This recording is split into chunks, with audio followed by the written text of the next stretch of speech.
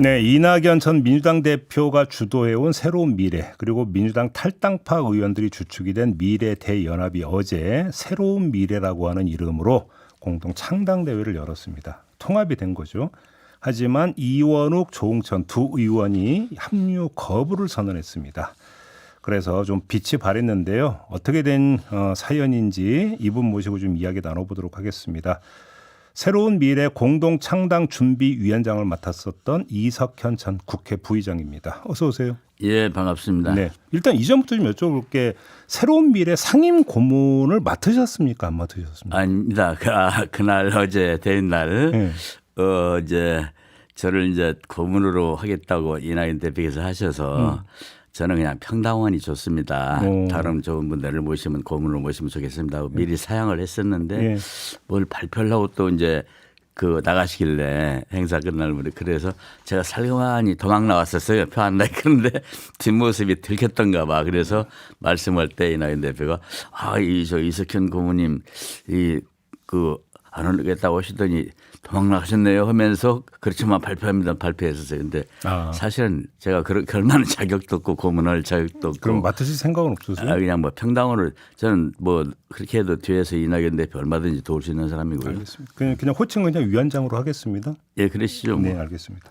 가장 궁금한 게 왜 이원욱, 조응천 두 의원이 합류를 거부했는가인데 그 전날 그러니까 무산됐다고 위원장님이 지금 SNS에 글을 올리신 적이 있었잖아요. 네, 토요일 오후에. 어떻게 된 사연입니까?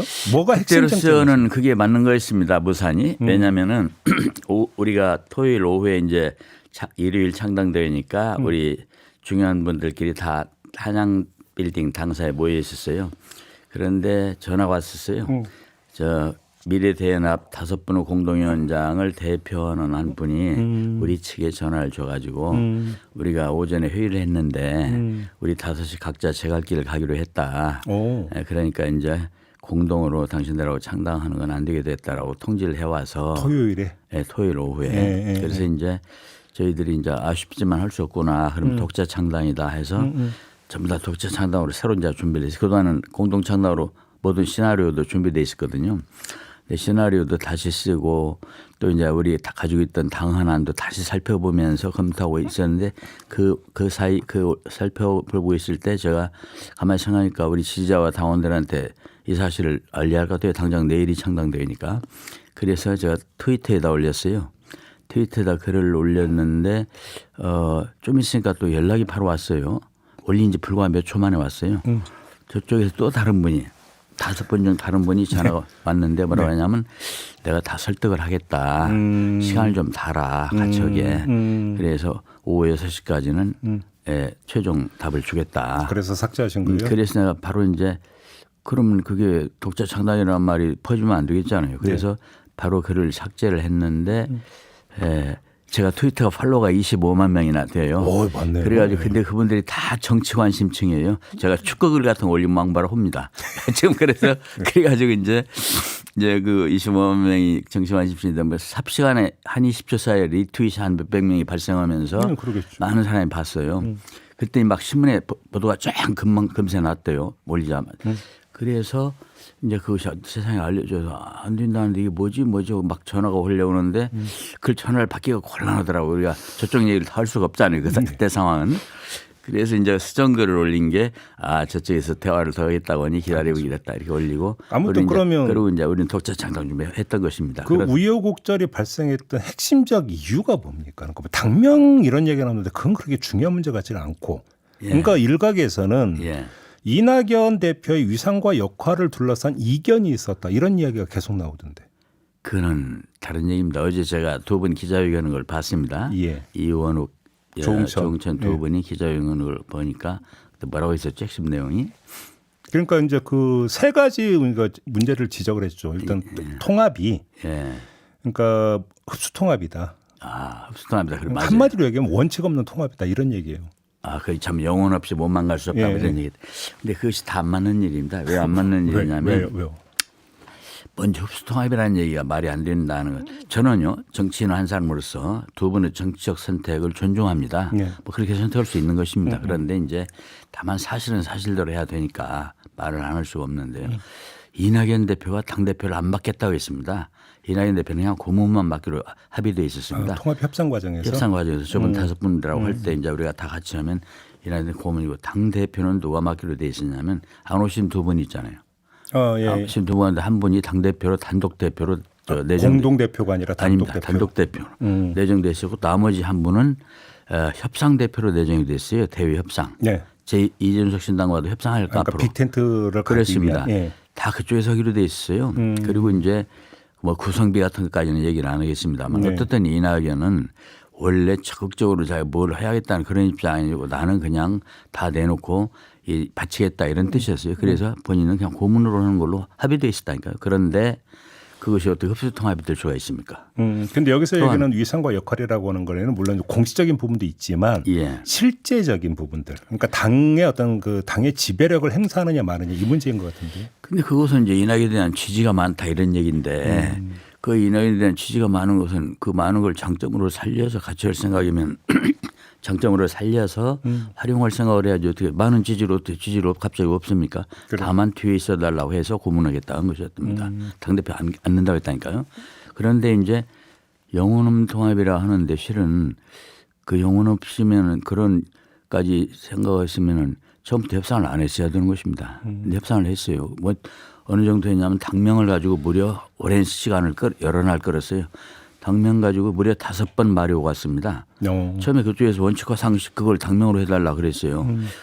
그런데 이름이 길고 일반인들이 못 외울 것 같다. 나도 그거 잘 못 외울 때가 있어요. 그래서 우리 쪽에서 역자안을 했던 거예요. NY 측에서. 왜냐하면 그거 말고 뭔 공모를 해가지고 여러 사람 듣기 쉬운 걸로 뭘 내면 어떠냐 했는데 그쪽에서 또 그걸 거부했어요. 원칙 상식해야 된다. 그래서 나중에는 그렇게 해서는 안 되겠다. 그거 말이 되냐 했는데 그쪽에서 다시 시야에 들어온 게 개혁미래당이었습니다. 아, 예. 개혁미래당을 강하게 끝까지 고집했어요. 그거 아니면 안 한다 그랬었어요. 우리는 저기 공모해보자 했었는데 그런데 그 이원욱 대표께서도 이거 말씀했지 않습니까? 그 DJ 때도 개미를 좋아하지 않았느냐 뭐 그러면서 줄여서 개미당이라고 하는 게 우리는 꺼리마다 하니까 그 개미가 좋다 막 그렇게 가지고 적극적으로 당면 가지고 했었는데 영혼 없는 거라고 생각했으면 그런 걸 응하지 않았어요. 그러면 지금 그러니까 위원장님 보시기에는 이원욱, 조홍천 두 의원이 예. 그러니까 마음은 속칭 콩밭에가 있었다. 혹시 이런 걸 진단이신가요? 뭐 그냥 쉽게 말하면 그런 의미입니다. 결례가 될 표현 같은데 어쨌든 우리가 그러면 그 콩밭은 5분 사이에 생각이 달랐구나. 그럼 콩밭이 어딘가요? 그러니까 혹시 그 개혁신당 그 이준석 대표의 개혁신당을 지금 염두에 두고 하시는 말씀이십니까? 제가 이제 그 당면 가지고 왜 이렇게 오랫동안 그걸 거절하고 우리가 무려 5번 제안을 해도 그러나 했는데 나중에 얘기 들어보니까 그 5번 사이에 의견 통일이 안 됐다고 그래요. 두 분은 우리가 이준석 신당 쪽과의 통합을 먼저 염두에 둬야 되는 거다 이렇게 말씀을 하고 있었다고 그러고. 이원욱, 조홍천 두 분은 그런 뜻이죠. 예. 또 다른 두 분은 아니다. 우리가 야당에서 나왔으니까 일단 야당 측인 이낙연 신당과 하는 게 먼저 하고 나중에 전체적인 대통합을 이루면 되는 거 아니냐 이런 식으로 의견이 계속 처음부터 끝까지 갈려서 그것이 합의가 안 됐다고 그래요. 그래서 한 분은 이제 또 좀 글쎄 조금 중립적인 입장이었다고 그러고. 그러면 이원욱, 조홍천은 어차피 이제 어제 합류 거부를 선언을 했고. 예. 그러면 위원장님이 보시기에 이 두 분은 개혁신당 쪽으로 갈 거라고 전망을 하십니까? 그런데 생각이라 제가 뭐라고 예단할 수는 없는 일이죠. 예, 그래요. 예. 근데 여기서 이제 갖는 그러면 이제 큰 질문은 만약에 빅텐트에 대해서 의지가 정말로 강하다면 예. 어차피 이건 다 중간 과정이잖아요. 예. 그렇게 그러니까 씨름을 해야 될 성질의 문제냐라는 생각은 일반인들 할 수 있거든요. 예. 결국은 빅텐트 갈 생각이 서로 없는 거 아닙니까? 아닙니다. 우리는 빅텐트를 원하죠. 그래요? 그런데 하나 미리 말씀해 드릴 것은 현역 의원에 대한 집착이 우리가 언론에 생각하는 것처럼 강하지 않습니다. 예, 예. 임기도 얼마 안 남았고 또 신당이라는 개념이 뭡니까? 기성 정당에 대한 도전이자 새로운 정치 시작이거든요. 그러면 새로운 인재를 많이 발굴해서 참신한 인재들을 많이 내놓는 게 중요한 일이죠. 그런데 언론에서는 현역 의원 것에 엄청 집착하는 것처럼 생각하시는데 꼭 그런 것만은 아니다. 다만 현역 의원 소중하게 생각하고 오신다면 대환영이다 이 말씀은 하지만 그런데 지금 물어본 말씀은 빅텐트가 되겠냐. 예. 그 두 분이 안 왔더라도 빅텐트는 될 수 있는 것이죠. 이준석 신당과 우리 쪽과 통합은. 그럼 잠깐만요. 위원장님 예. 말씀 끊어서 죄송한데 예, 예. 하나만 확인 들어갈게요. 예, 예.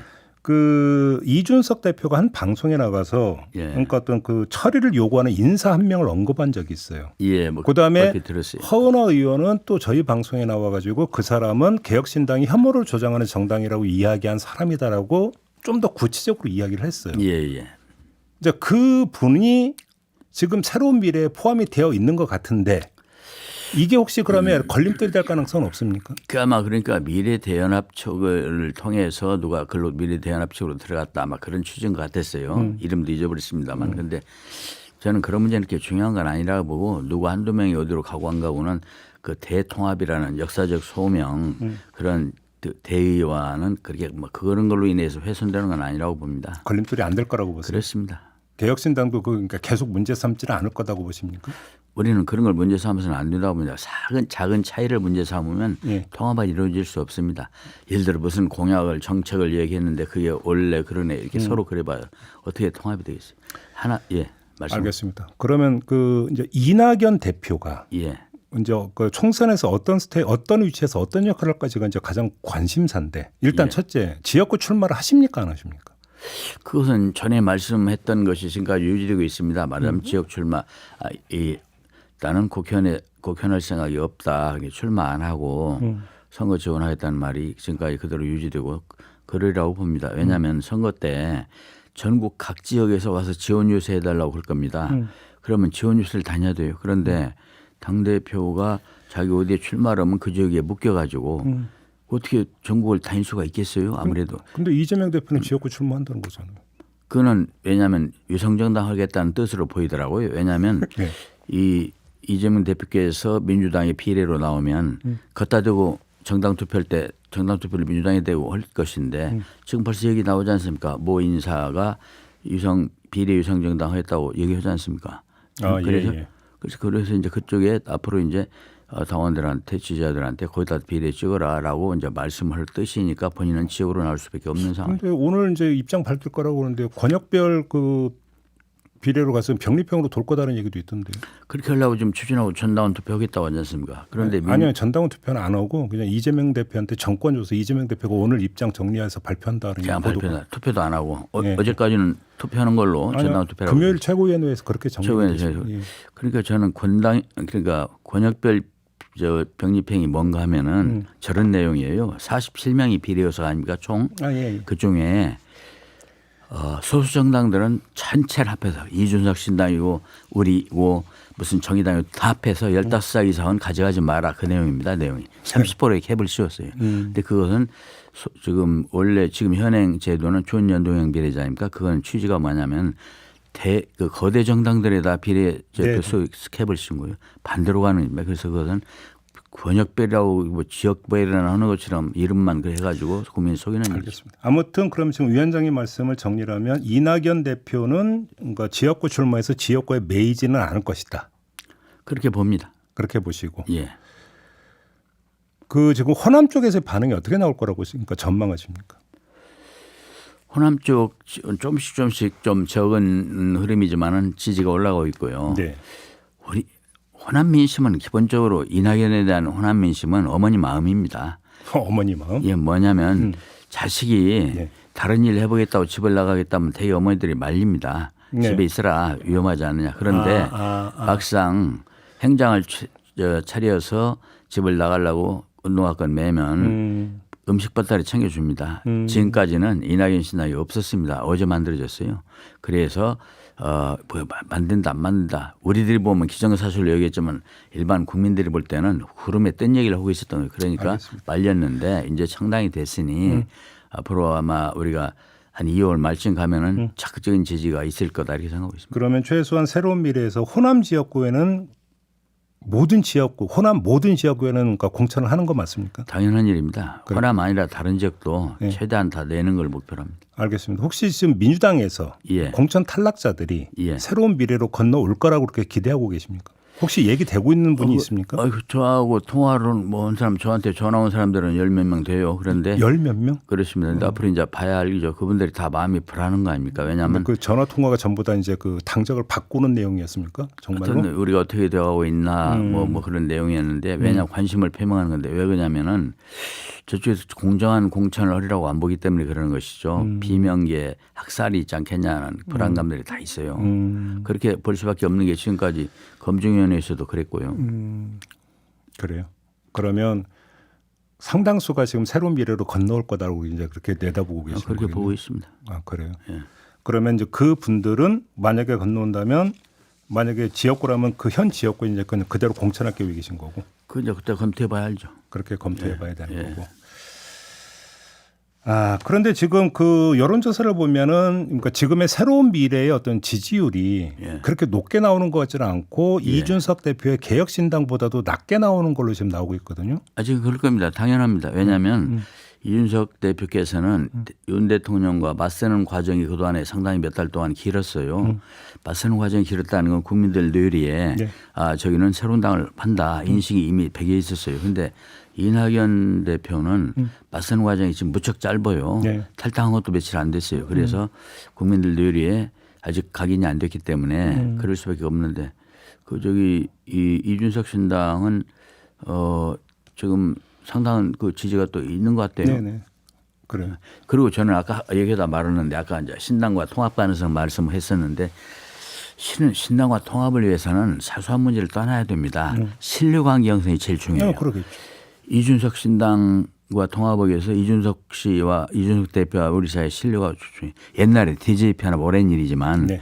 DJ와 JP가 통합할 때 어떻게 한 줄 아세요? 제가 비서하고 있었어요. 전두환 탄압 때. 좀 마무리 좀 해주셔야 돼요. 네, 마무리죠. 예.